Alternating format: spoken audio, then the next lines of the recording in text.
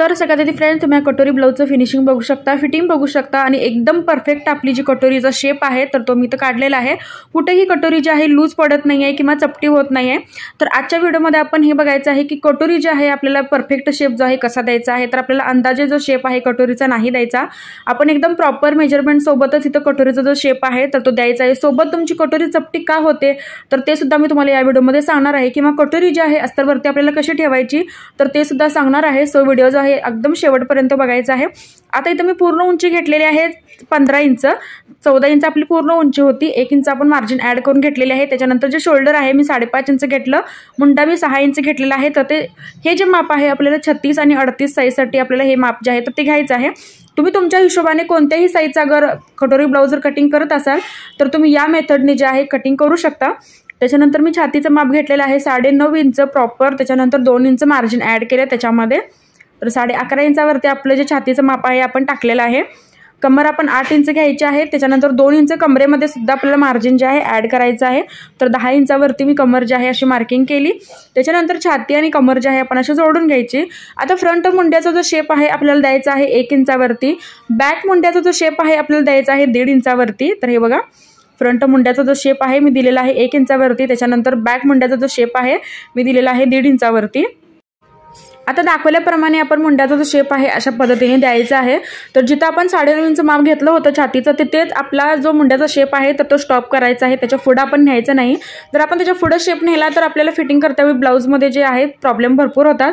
तर आता गळा रुंदी जी आहे मी घेतलेली आहे तर 2.25 इंच, त्याच्यानंतर पुढचा जो गळा आहे मी घेतला आहे 6.5 इंच। तर तुम्ही तुमच्या हिशोबाने कमी जास्त ठेवू शकता गळ्यामध्ये।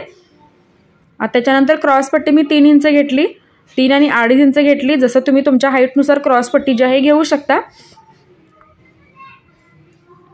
तर हे बघा क्रॉसपट्टीचं मी मार्किंग केलं।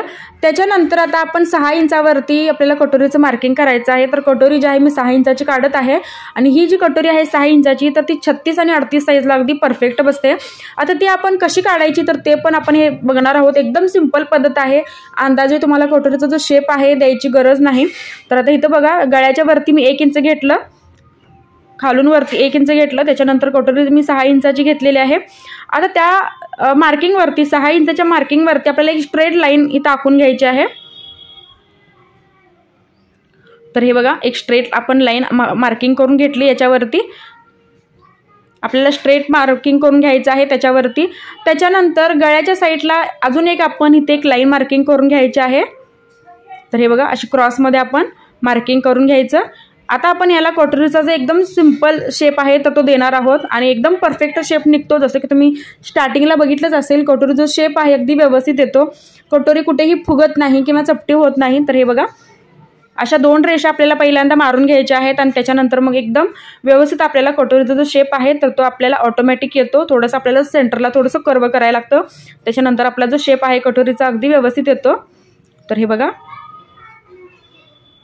तर बऱ्याच जणांना जे नवीन शिकत आहे तर त्यांना डायरेक्ट कटोरी काढता येत नाही, तर त्यांनी ही जी मेथड आहे तर ती नक्की वापरावी, अगदी व्यवस्थित कटोरी निघते। मग ती कोणतीही साईज असो, लहान साईज असो किंवा मोठी साईज असो। त्याच्यानंतर मी फ्रंटचा जो गळा आहे तर तो इथं मार्किंग करत आहे।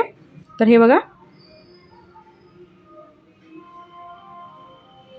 मी पुढच्या गळ्याचं जे मार्किंग आहे तर ते असं केलेलं आहे आणि जिथं आपण गळा असा स्क्वेअर आकार केला होता तर त्याच्या थोडंसं मी बाहेरून घेतलेलं आहे, कारण घातल्यानंतर जो गळा आहे आपला पुढचा थोडासा पसरतो आणि दिसायला सुद्धा छान दिसतं।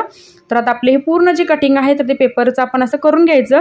त्याच्यानंतर कटोरीमध्ये आपण किती वाढवायचं किंवा अस्तरवरती कटोरी जी आहे आपल्याला कशी ठेवायची तर ते सुद्धा बघणार आहोत, कारण बऱ्याच वेळेला कटोरी चपटी होते। याचं कारण जे आहे तर ते अस्तरवरती आपण ज्यावेळी कटोरी ठेवतो ती पद्धत आपली चुकीची असते, तर त्यामुळे कटोरी जी आहे आपल्याला चपटी बसते।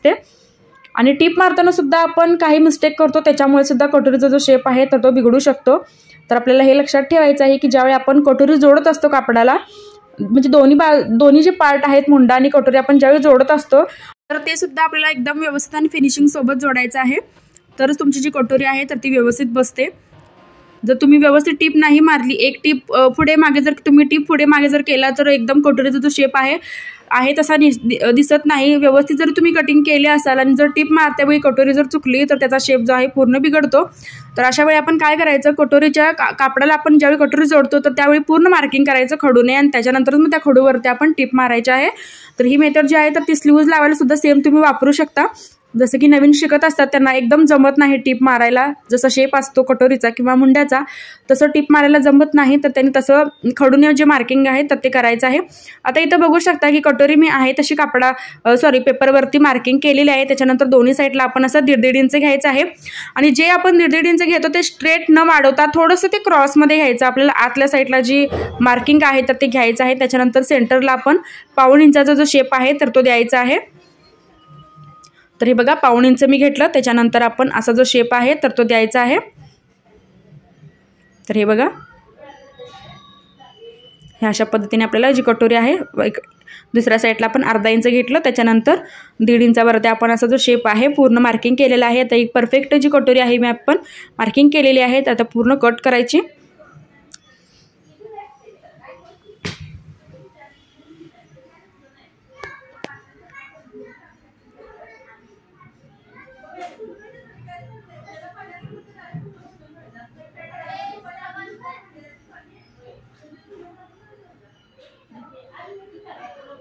तर हे बघा दोन्ही कटोरी ज्या आहेत माझ्या व्यवस्थित अशा मी कट करून घेतलेल्या आहेत। तर आता ती अस्तरवरती आपल्याला ठेवायची कशी तर ते बघणार आहोत। तर बऱ्याच जणांना माहिती नसेल अजून कदाचित, किंवा बऱ्याच जणांना माहिती असेलही की अस्तरवर आपल्याला कटोरी जी आहे तर ती कशी ठेवायची। तर आता हे बघा मी अस्तर घेतलेलं आहे, त्याच्यानंतर जी कटोरी आहे तर सगळ्यात आधी आपण काय करायचं की कापड थोडं स्ट्रेच होते का बघायचं। आता हे काही जण काय करतात की कटोरी जी आहे तर अशी ठेवतात, तर हे बघू शकता कापड अजिबात आपलं स्ट्रेच होतच नाही, कारण ते सरळ कापड आहे आणि सरळ कापडावरती जर आपण सरळ कटोरी काढली तर ती आपल्याला चपटीच बसणार आहे। तर अशी कटोरी आपण न काढता कटोरी आपल्याला काय करायचं आहे की तर कटोरी कधीही आपल्याला क्रॉसमध्ये काढावी लागते। तर हे बघा क्रॉसमध्ये काढल्यामुळे काय होते की कटोरी जी आहे घातल्यानंतर स्ट्रेच होते, तर त्या स्ट्रेच झाल्यानंतर आपल्याला असं वाटत नाही की कटोरी जी आपल्याला चपटी बसले किंवा त्याचा जो शेप आहे कुठेतरी बिघडलाय। तर त्यामुळे आपल्याला हे बघू शकता की असं स्ट्रेट जे आपलं अस्तर आहे तर त्याच्यावरती आपण अशी क्रॉसमध्ये जे आहे आपले हे टोक दिसते आपल्याला, तर हे टोक आपण असं ठेवायचं आहे। मग ते तुम्ही दुसऱ्या साईडने ठेवा किंवा ह्या साईडने ठेवा, पण असं टोक आपल्याला ठेवायचं आहे। तर मी अजून थोडी जी कटोरी आहे तर ती क्रॉस करणार आहे, तर त्यामुळे आपला जो शेप आहे कटोरीचा अगदी व्यवस्थित येतो। तर आपल्याला नेहमी लक्षात ठेवायचं आहे की कटोरी काढताना कधीही आपण अशी अस्तरवरती ती क्रॉसमध्येच ठेवायची आहे, ना की आपल्याला ती सरळ ठेवायची आहे। जर सरळ ठेवली तर ती चपटी बसते। तर मला भरपूर कमेंट पण येत होत्या की आमची जी कटोरी आहे तर ती तुमच्यासारखी फिटिंगला बसत नाही। तर आता हे बघा मी कटोरीचं मार्किंग केलेलं आहे आणि कटोरी बघू शकता तुम्ही आडवी सुद्धा स्ट्रेच होते आणि उभी सुद्धा स्ट्रेच होते। तर हे एक आपला जो मेथड आहे कटोरीचा तो एकदम व्यवस्थित आहे जर आपण अशी कटोरी काढली तर, आणि फिटिंगला सुद्धा छान बसते, शिवाय चपटी वगैरे होत नाही। तर कोणतीही साईज असो, लहान साईज असो किंवा मोठी साईज असो, तर तुम्ही याच मेथडने जे आहे कटोरी कटिंग करायची आहे। जसं मी तुम्हाला सांगितलं आहे की कटोरीचा जो शेप आहे आपल्याला कशा पद्धतीने काढायचा आहे किंवा अस्तरवरती ती कशी ठेवायची, तर ते सुद्धा मी तुमच्यासोबत शेअर केलेला आहे। तर आजचा व्हिडिओ तुम्हाला कसा वाटला कमेंटमध्ये नक्कीच सांगा। काही डाऊट असतील तर तेही तुम्हाला कमेंटमध्ये विचारू शकता। चॅनलवरती जर तुम्ही माझ्या नवीन असाल तर सबस्क्राईब नक्की करा, सोबत बेल आयकॉनलाही क्लिक करा, जेणेकरून जो व्हिडिओ मी अपलोड करेल त्याची जी नोटिफिकेशन आहे सगळं ते तुमच्याकडे येईल। तर व्हिडिओ शेवटपर्यंत बघितल्याबद्दल अगदी मनापासून धन्यवाद।